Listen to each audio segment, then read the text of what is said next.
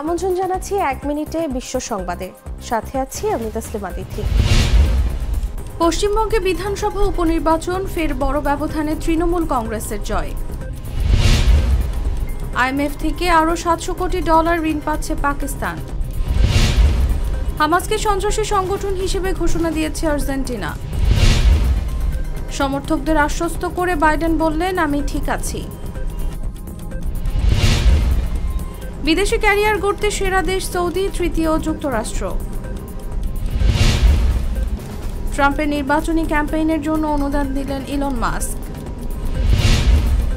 গাজার সেফ জোনে ইসরায়েলি হামলা, নিহত 50। ট্রাম্পের ফেসবুক অ্যাকাউন্টের বিধিনিষেধ তুলে নিচ্ছে মেটা।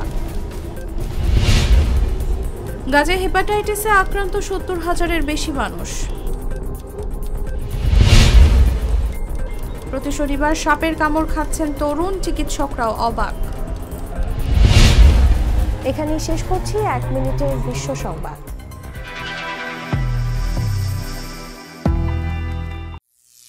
করিম চাচা, আপনার প্রিয় মানুষদের কখনো বিপদে ফেলতে চাইবেন না স্যার। তাহলে আমাদের বিপদে রাখা কি ঠিক হচ্ছে?